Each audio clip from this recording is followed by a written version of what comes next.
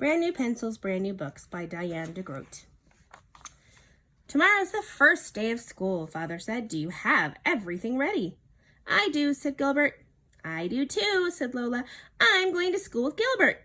Gilbert frowned. No, Lola, he said. I am going to the big kid school. You're going to preschool.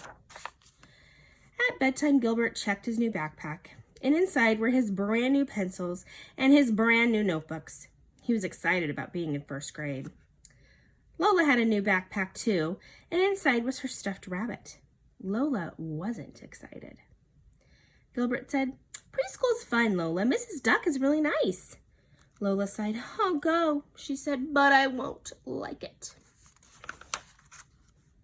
The next morning, Gilbert walked to school with Patty and her mother. I hope Mrs. Bird is nice, Patty said. Gilbert stopped walking and said, Uh-oh, what if she's not? Patty pulled his arm. Then we'd better walk fast. If we're late, maybe she'll send us to the principal. He looks mean, Gilbert said. Let's walk very, very fast. When they got to school, Patty's mother introduced them. The very tall teacher bent down. Hello, Patty. Hello, Gilbert, she said, smiling. Please leave your things in your cubbies. Then go sit on the carpet. Patty hugged her mother goodbye, and Gilbert wished that his mother was there to hug too. Gilbert found a cubby hole with his name on photograph on it. He looked at the photographs on the other cubbies, and he didn't know anyone except Patty. It's a lot of new kids. Patty sat down next to a girl named Margaret, and Gilbert sat next to Patty. Patty talked and laughed with Margaret until Mrs. Bird turned the lights off and on. Their kindergarten teacher never turned the lights off and on. Everyone suddenly grew quiet.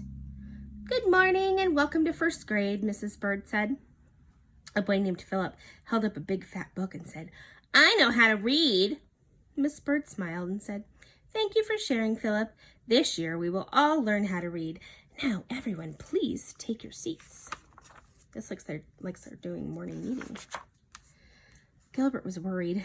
He couldn't read the kind of book that Philip could. Gilbert took the desk next to Patty's, and suddenly a big kid said, Can't you read?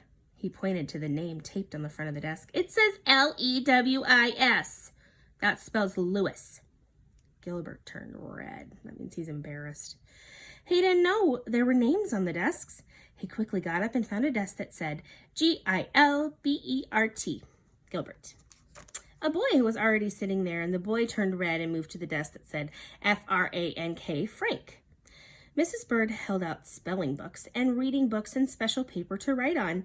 Gilbert could see that first grade was going to be very hard.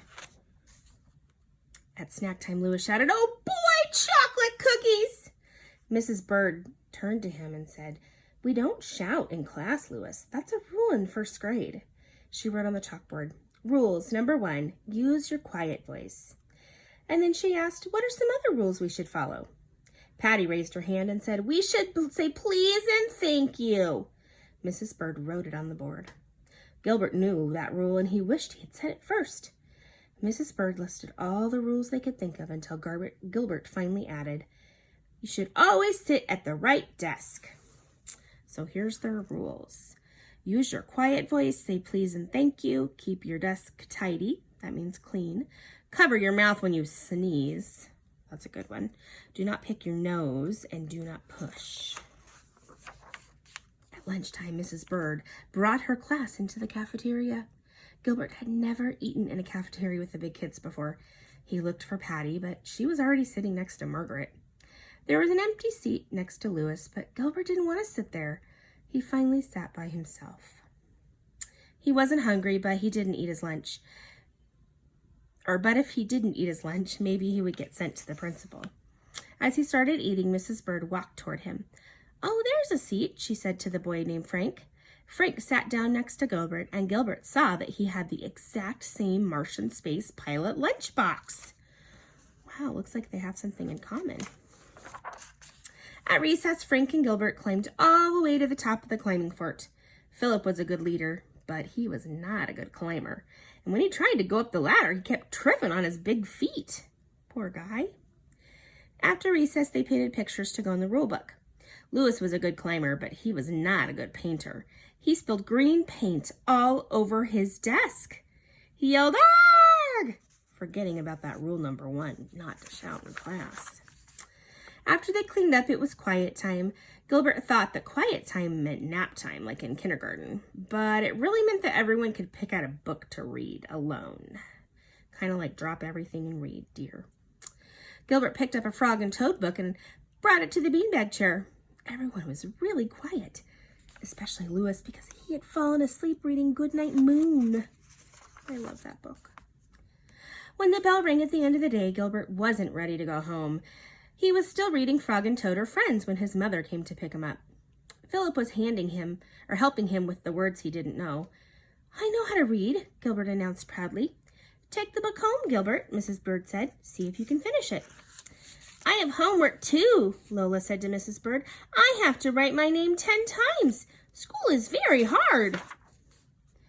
On the way home, Patty and Gilbert agreed that Mrs. Bird was very nice. Then Gilbert asked his sister, "Do you like Mrs. Duck, Lola?" "Yes," said Lola, "and I like my new friend. His name is Sam." "I made a new friend too," Gilbert said, "and so did Patty." Patty said, "No, I didn't. Margaret is my friend from dance class. She's an old friend, just like you, Gilbert." "Oh," Gilbert said. Oh, he was glad he was still Patty's old friend.